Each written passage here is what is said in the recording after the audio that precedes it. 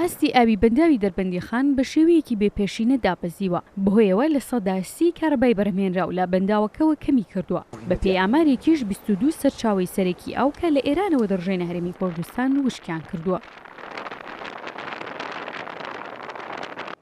هناك انخفاض واضح کەمبوونەوەی بەرچاو لە بەنداوی دەربەندیخان بەدی دەکرێت ئەوەش بەهۆی کەمی باران و بەفر لە ناوچەکانی دەوری بەنداوەکە لەگەڵ دروستکردنی ژمارەیەک بەنداو لەسەر سەرچاوە ئاویەکانی بەنداوەکە لەلایەن حکوومەتی ئێرانەوە.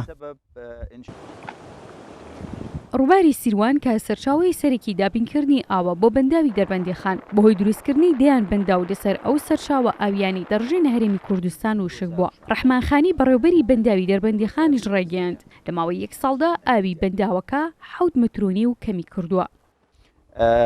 هناك فرق بين منسوب جیاوازی لە ئاستی ئاوی بەنداوی دەربەندیخان لەم ساڵدا بەراورد بە ساڵی ڕابردوو نزیکەی 7 مەتر و نیوە ئەوەش کەمبوونەوەیکی بەرچاوە لە ئاوی بەنداوەکەدا.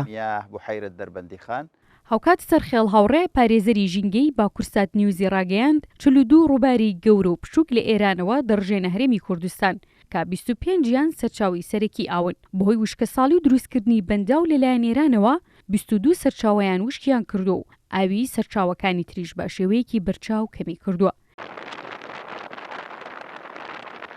کەمبوونەوەی ئاستی ئاوی بەنداوی دەربەندیخان بە تەنها مەترسێکی ژینگەی نییە لەسەر هەرێمی کوردستان بەڵکو زیان دەگەیەنێت بادەیان ناوچەی کشتتوکاڵی کە پشت بە ئاوی بەنداوەکە دەبەستن بە تایبەت لە سنووری ئیداری گەرمیان و پارێزگای دیالە.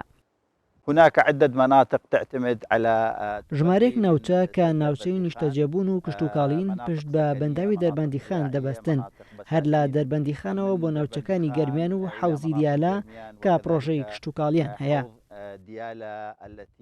بەوتەی سەرخێڵ هاوڕێ کە بڕوانامەی ماستەری لە ئەندازیاری ئاوی ژێرزەویدا هەیە ئەو وشکە ساڵی ئێستا لە هەرێمی کوردستان ڕوودەدات دەرەنجامی کاریگەری کەڵەکەبووی ساڵانی ڕابردووە و لە ئایندەدا هەڕەشەی بە بیابانبوون دروست دەکات و لەم ساڵیشدا وشکە ساڵێکی نیمچەی لە هەرێمی کوردستاندا ڕوودەدات.